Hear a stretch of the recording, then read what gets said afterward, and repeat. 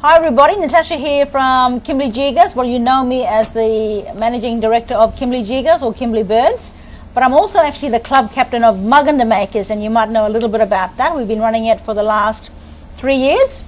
And I've got Tari with me here today. Hi Karen, how are you? I'm great, thank you, Tara. You're doing all right, hey? Now Karen, you've had a key role within the Maganda Makers initiative over the last few years, but can you tell us first, before you talk about that, where are you from?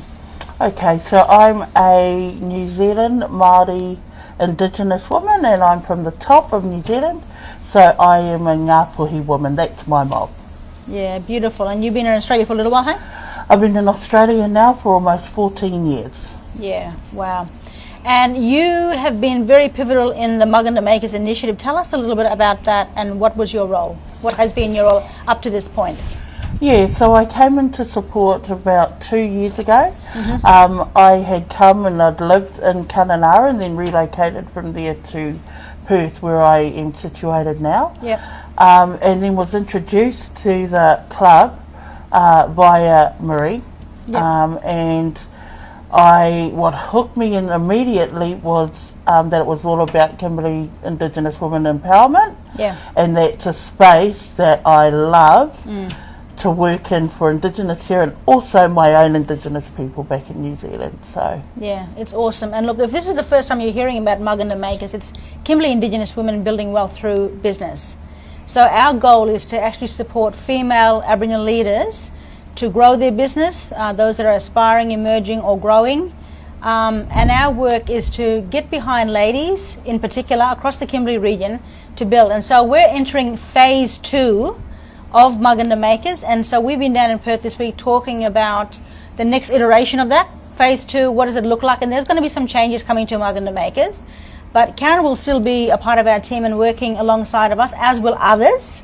But what are you looking forward to the most, I guess, as we're going into a new season now? We've now been running for these last 3 years. To have 106 registered members, this is Kimberley Indigenous women. Just amazing, isn't it, to think about those kind of numbers, Karen, which you've obviously been very instrumental in achieving. What are you looking most forward to as we're going into the future? yeah, I suppose the big thing for me, because it has been a pretty full-on 2 to 3 years with the club, Yeah. And there's been some trial and error, but we're at that space now where we're levelling up to the next level. And Definitely. we want to take the club members to the next level, Yep. in a way that will assist you all more fully. Yeah.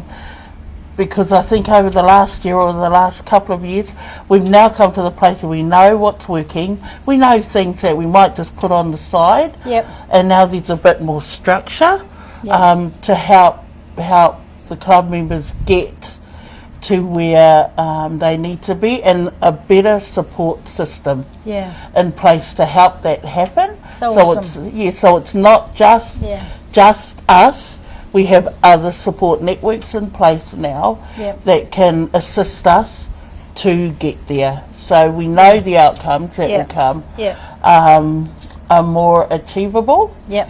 and they'll put, Sustainable. and more sustainable, absolutely. And they'll promote self-empowerment, and they'll be able to do that for themselves. So good. Yeah, Very awesome. exciting. It's exciting. Very exciting times. Stay tuned. We're going to tell you some more information coming up. Thanks. Bye. See ya.